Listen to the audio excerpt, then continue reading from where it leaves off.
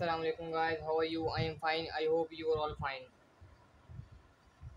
तो गाइस आज हम गैशियस एक्सचेंज जो हमारा यूनिट नंबर 1 है बायोलॉजी का, उसको हम इसके हम एमसीक्यूज और क्वेश्चन आंसर को डिस्कस करेंगे यहाँ पे।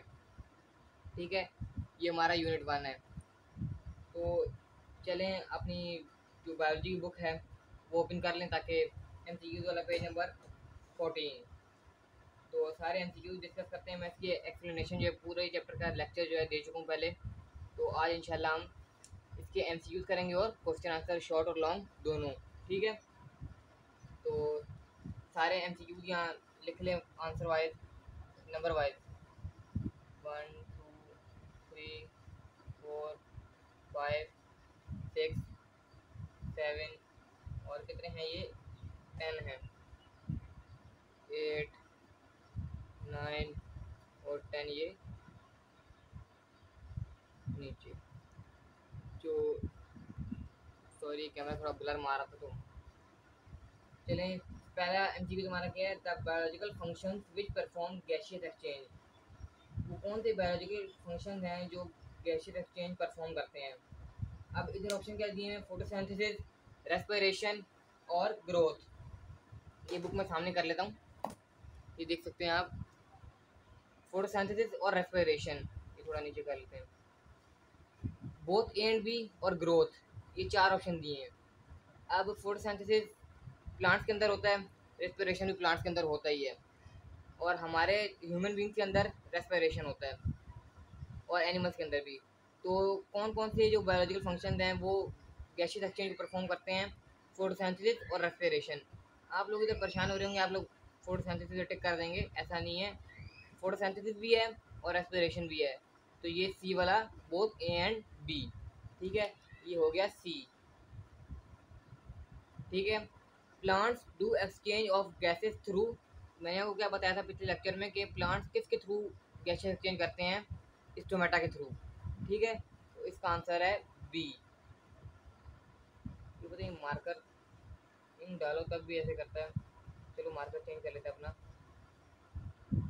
तो नंबर 2 का आंसर क्या है, स्टोमेटा।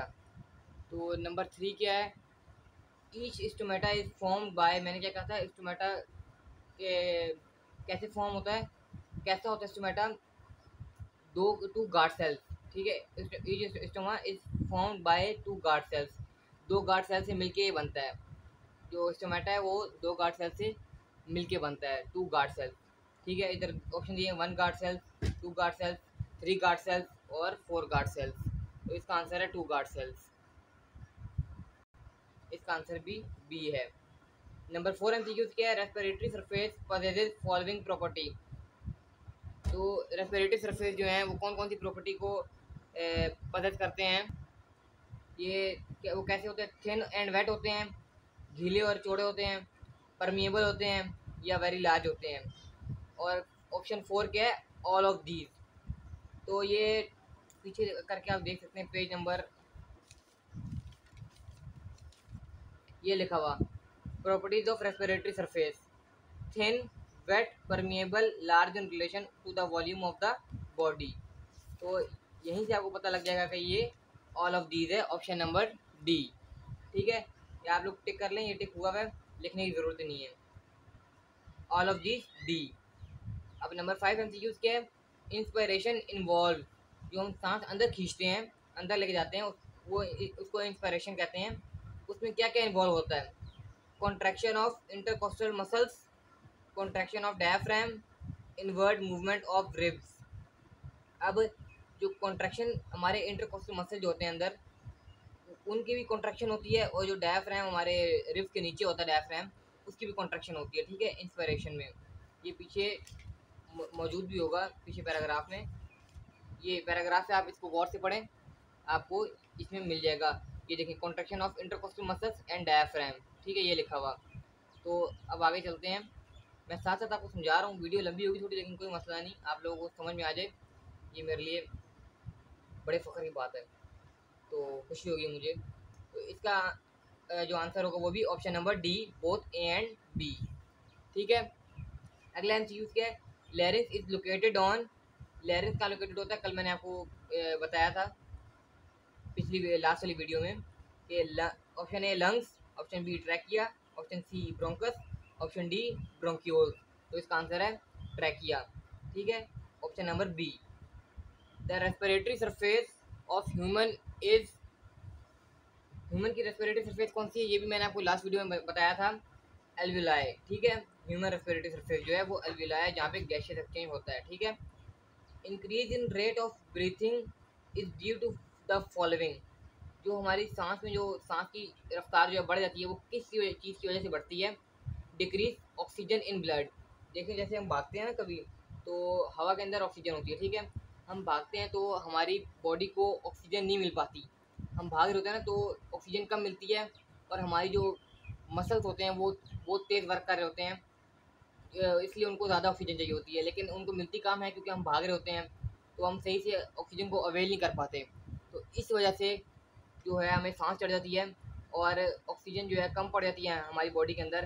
तो इसलिए हमारी ब्रीथिंग का जो रेट है वो बढ़ जाता है, हम तेज़ तेज़ सांस लेने लगते हैं, ऐसे ऐसे करते हैं ना, तेज़ तेज़ सांस लेते हैं, वो इस वजह से क्योंकि हमारे मसल्स जो हैं तेज़ वर्क करना शुरू कर देते हैं और ऑक्सीजन हमें जितनी चाहिए होती है उतनी हमें नहीं मिलती।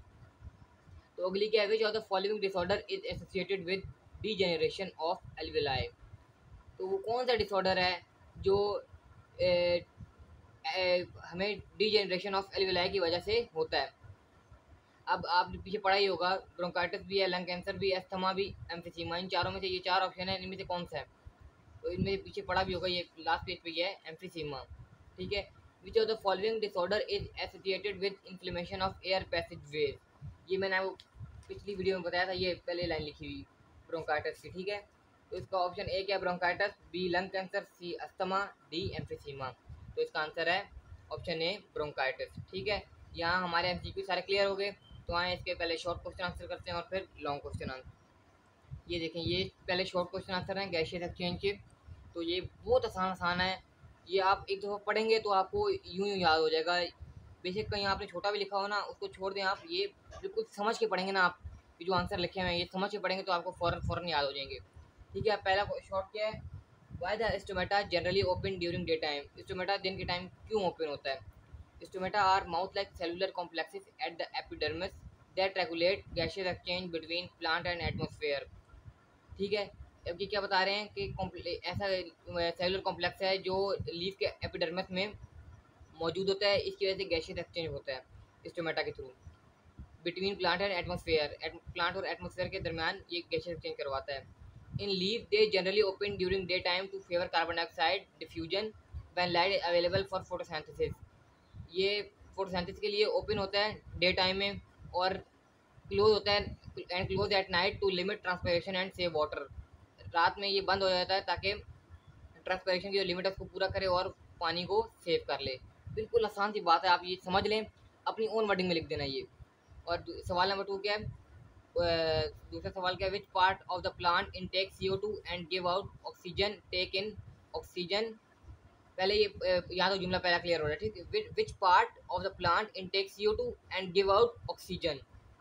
अब पहले उन्होंने कहा इनटेक, अब टेक आउट है, ये इन नहीं है, टेक आउट बल्कि टेक इन नहीं है ये। अब वो बोल रहे हैं कि कौन सा पार्ट है प्लांट का जो कार्बन डाइऑक्साइड को अंदर लेता है और ऑक्सीजन को बाहर भेजता है। अब दूसरा जो उन्होंने जुमला बोला है उसमें बोल रहे हैं कौन सा पार्ट है जो ऑक्सीजन को अंदर लेता है और कार्बन डाइऑक्साइड को बाहर भेजता है ड्यूरिंग डे टाइम। अब ये पूरा अपने सवाल वही लिखना है। अब आपको ये इतना बड़ा लग रहा होगा, ये इतना बड़ा नहीं है, ये यहीं से स्टार्ट हो रहा है, plant in take carbon dioxide and give out oxygen, take in oxygen and give out carbon dioxide during day time. सारा यहीं तक लिखा, during day time through tiny pores called stomata. बस आपने लिखना है थ्रू स्टोमेटा बस। उसके बाद ये सवाल है, ये आपको आप लोग क्लियर दिख रहा है, ये भी बिल्कुल आसान है। Why do we breathe through nostrils rather than oral cavity. Nose breathing हमारे लिए ज़्यादा बेनिफिशियल क्यों है, इसमें ये बताया गया है नोज ब्रीथिंग से, नाक से सांस लेना हमारे लिए क्यों फ़ायदेमंद है मुंह से सांस लेने से। मुंह से भी सांस ले सकते हैं ना हम, तो नाक से क्यों लेते हैं, वो ये बताना चाह रहे हैं। तो अभी उन्होंने बताया nose breathing is more beneficial than mouth breathing. Nose breathing जो है वो ज़्यादा फ़ायदेमंद है माउथ ब्रीथिंग से।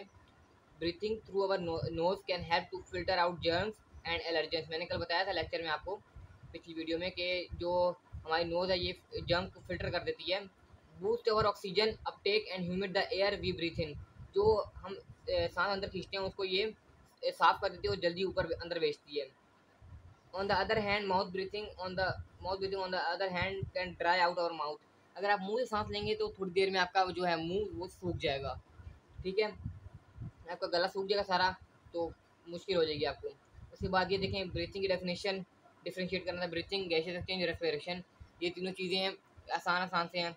उसके बाद ये आप सवाल देख लें, why do we breathe deep breath during और इमीडिएटली आफ्टर एक्सरसाइज, हम एक्सरसाइज के बाद गहरी गहरी सांसें क्यों लेते हैं, मैंने अभी आपको बताया थोड़ी देर पहले, तो ये आप वही लिख देना है। बाकी ये बहुत आसान है, पढ़ेंगे तो आपको समझ में आ जाएगा ये, ठीक है, सही से क्लियर नज़र आ रहा है आप लोगों को। उसके बाद व्हाट इज ऑक्सीजन डेप्थ, अब ये भी डेफिनेशन आप देख सकते हैं, बिल्कुल छोटी आसान सी है। ऑक्सीजन की कमी हमें क्यों होती है ये बताया है इन्होंने इधर। और उसके बाद डिफ्रेंशिएट बिटवीन इंस्पिरेशन एक्सपिरेशन, इसमें बोर्ड में खाली 3 आपने लिखने होते हैं, 3 डिफरेंस, पहला वाला ये लिख लें। उसके बाद ये भी आसान है, बाकी अगर आपको ये मुश्किल लग रहा है बड़ा वाला तो पहले ये लिखें, it is an active process, it is an passive process. उसके बाद rib cage move forward and outward, और इधर rib cage move downward and upward, ठीक है, ये मैं बता रहा हूँ, move up downward and upward. और उसके बाद diaphragm contracts and become flattened, diaphragm relaxes and become dome shape, ये 3 डिफरेंसेस हो गए। वरना आप ये भी लिख सकते हैं, increase the volume of thoracic cavity, decrease the volume of thoracic cavity, intake of air into lungs, expulsion of air from lungs. 3 difference आपने लिखने होते हैं, क्योंकि 3 मार्क्स का ये शॉर्ट आता है, ज़्यादा नहीं लिखने होते। बोर्ड में सवाल बाकायदा ये लिखा आता है कि राइट 3 डिफरेंसेस, ठीक है, बस। इसके बाद question number 8, what is lung cancer, ये लंग कैंसर की डेफिनेशन लिखी हुई है, इसके साथ कॉजेज और सिम्टम्स लिखेंगे तो और अच्छे मार्क्स मिलेंगे आपको।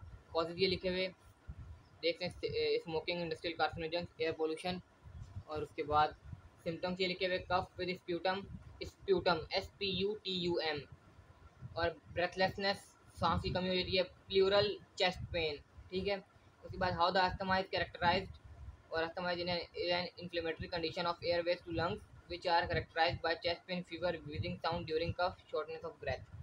उसके बाद name 5 animal which use their body surface for gaseous exchange, ऐसे 5 एनिमल जो अपनी बॉडी को यूज़ करते हैं गैसेस एक्सचेंज के लिए, ठीक है। 5 लिखने थे, यहाँ 6 लिखे हुए हैं आपके आसानी के लिए।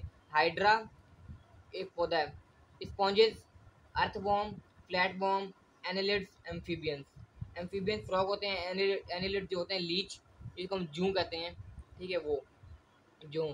उसके बाद लॉन्ग क्वेश्चन आंसर आ जाते हैं, what measure would you take to avoid respiratory disorder, ठीक है, ये 6 लिखे हुए हैं, लॉन्ग 6 मार्क्स का आता है इसलिए 6 पॉइंट लिखे हुए हैं बस। उसके बाद ये वाला लॉन्ग जो मैंने कल आपको डिफाइन किया था, डिस्कस किया था पिछली वीडियो में, वो ये वाला है। बहुत आसान है ये, दिखने में आपको बहुत बड़ा लगेगा, लेकिन जब आप इसको पढ़ेंगे, मैंने कल जो लेक्चर में बताया था आपको वहीं से सारा समझ में आ गया होगा इंशाल्लाह, उम्मीद है मुझे।